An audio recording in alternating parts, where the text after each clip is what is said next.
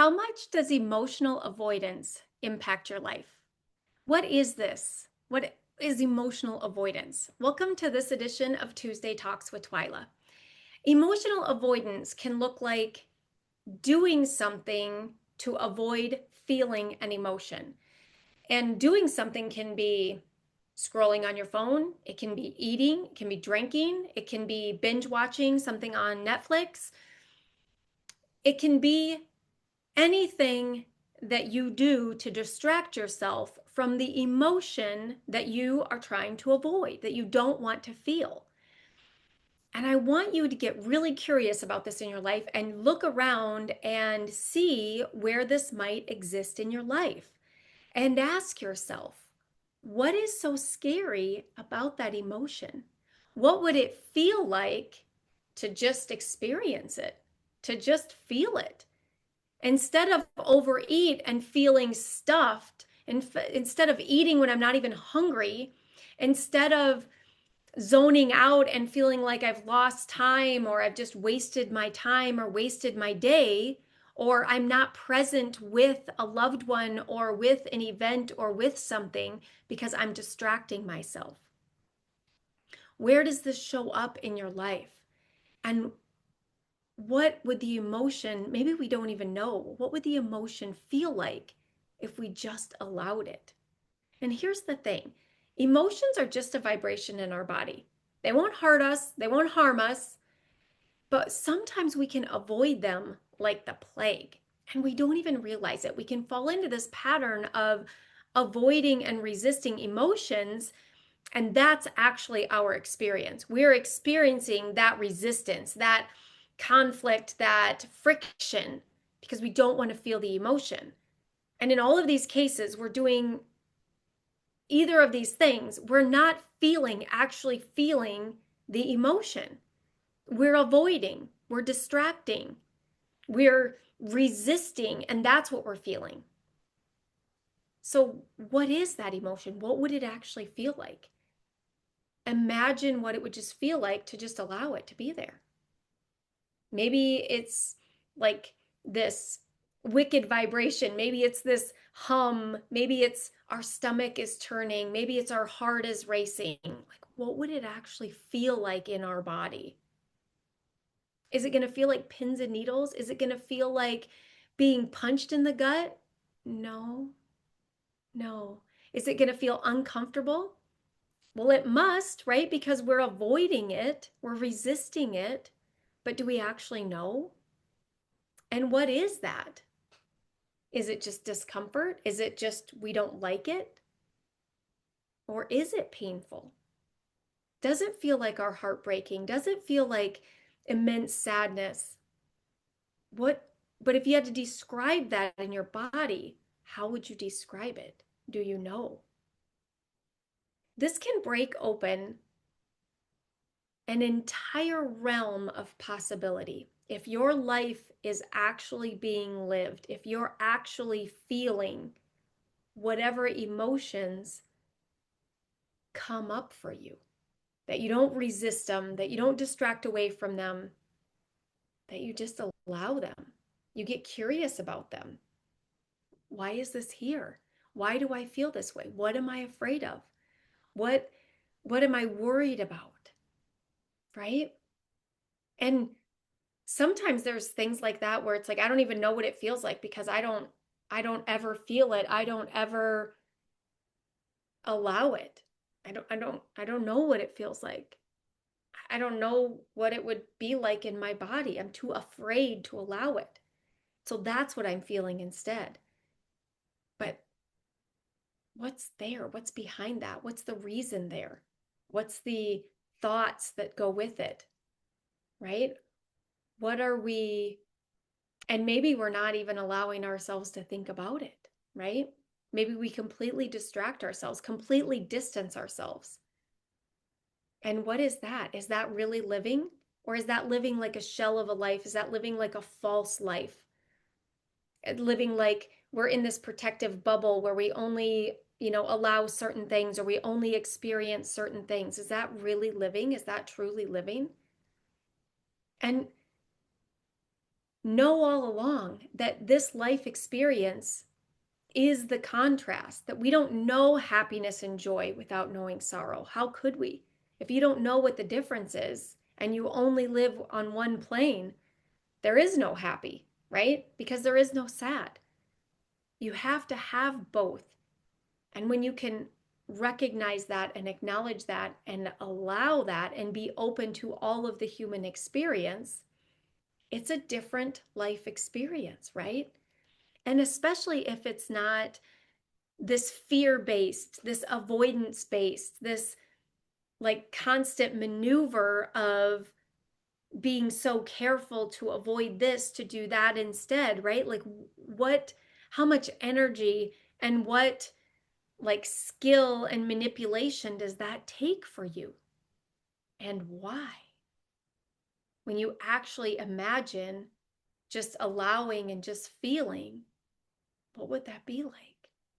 And having compassion for yourself and having comfort and support through whatever that feels like for you, and being open to that and not being afraid of it, and just always being there for yourself. What does all of that look like? Or what could that look like for you? And get curious about where this is in your life that maybe you've never realized before, that you've never recognized as kind of a maneuver to avoid an emotion. Because I think sometimes we slip into these patterns without realizing it. That we, especially now when we have this distraction, this little device in our hand that can just zone us out from everything, right? It can be very easy to just be like this habit without even realizing that when this comes up, I grab my phone. When a difficult conversation comes up, I turn to my phone. When I need to do this thing at work, I grab my phone first, right? And we numb out or we zone out, or like, what is that for us? What is happening there? What emotion am I trying to avoid, and why? And what would that actually feel like if I just allowed it? If I just embraced it, that if I just was open to it, what kind of a genuine experience would I have if I did that instead? And what could that look like? Right? Just being open to exploring it in an environment like this where you're just thinking about it, but you're not actually in the experience of it, preparing yourself for doing something different the next time, for considering that I'm always in charge, I always decide. Maybe I can do something different. Maybe I can be open to this. Maybe this could expand my life experience. Maybe this would allow me to go after bigger dreams, bigger goals.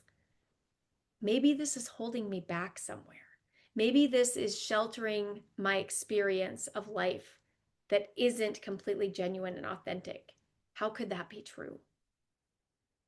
This can be something that can be a good opportunity to grab your journal and just start kind of answering these questions. Go back and watch this from the beginning and get really curious and explore, like, where does this show up for me? Even for me as a coach who practices this stuff, who teaches this stuff, who coaches my clients through this stuff, I find myself doing this, right? That's why we're talking about this. It can happen so like swiftly without us realizing. And then it can become a habit where it's our go-to. It's our go-to response or reaction. And why? Where is this in our lives and why is it happening? And what would it look like if I did something differently? And what would that look like? What could that look like? Where is this holding me back? And what opportunities lay on the other side of this? To just be open to all of it, to not have resistance, to not be afraid of some emotional experience that maybe I think I can't handle. There is nothing like that. I will tell you that right now. You definitely have the ability, the capability to navigate and manage anything and everything this life throws at us. We all do. And we all have the ability to tap out, to say, take a break, time out. I need to walk away from this. I need to redirect my brain. I need to distract myself a minute. I need to go for a walk. I need to get some fresh air. I need to do some breath work, right? Whatever it is, there's lots of tools and opportunities to implement different things as we're going through these different processes. And where do you find them at? Right? Go out to YouTube, just Google it, right? You can find resources everywhere. But being open to the possibility, being open to what your experience is and why it is, and how you could maybe do it differently. And what does that open up for you? What new opportunities could you experience? What new goals could you pursue?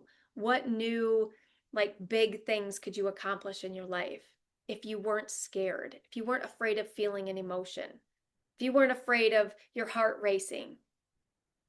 What what could that look like? What could that be for you? And when you just explore those ideas, it's like, whoa, yeah. What could I do if I wasn't too afraid? What could I do if I I wouldn't consider falling down a failure?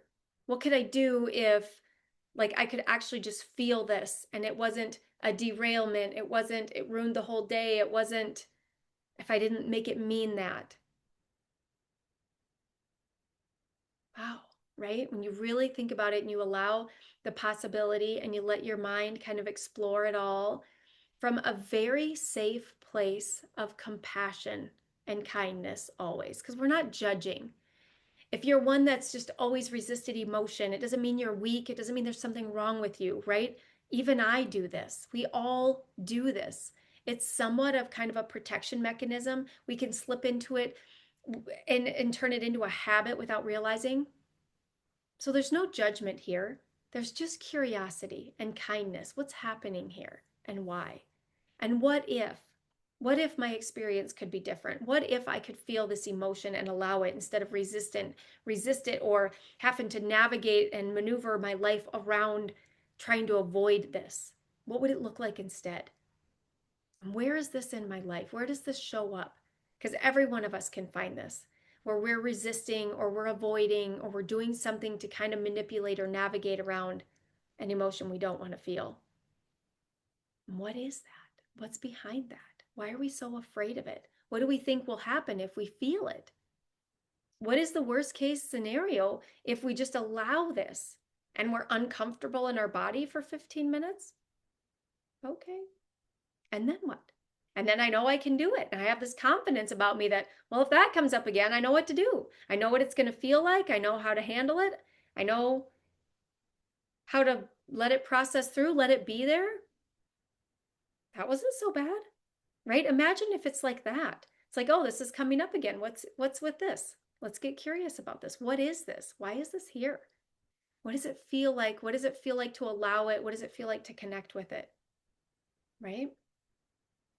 And there are times when emotions come up and it's like, okay, now's not the time to feel this, right? Like, I don't have time to allow this and tap into this and maybe shed a few tears or, kind of connect with this and disconnect with what's around me. Now is not the time. And that's always available to us. We just don't want to use it as a crutch. We don't want to use it as our go to. We don't want it to be our habit. And then when we're ready, we can be open to it. And that's always available to us. And if we know that, and then we're open to explore and maybe allow on our terms, on our timeline, what could that look like? What would be the worst case scenario? I get stuck there and I feel that all day, every day, and I can't stop crying or, right, I can't get out of it. Like, that's just not the reality, right? We always have control of our brain. We can always redirect. We can always pause. We can always stop. We can always distract, right? We can always disconnect. We always can. So when we know that and we feel empowered and we feel equipped to handle whatever, to experience whatever, to be in control of it always, what does our experience look like? How is our life different? How is it better? How is it worse? Do you think that that would be worse to ever have to feel an emotion or feel a negative emotion? Like that would be a terrible life experience? I would challenge that belief. Why would you want to believe that for yourself? Because on the other side of that discomfort opens up lots of opportunity, expansion and growth and big goals and going after a more expansive life. Why would you want to believe that that would be worse? That living in this sheltered, distracted, kind of numbed out life is better. Why would you want to believe that? Because whatever you believe is true is true. Like that creates your reality, whatever your belief structure is. So why would you want to believe that?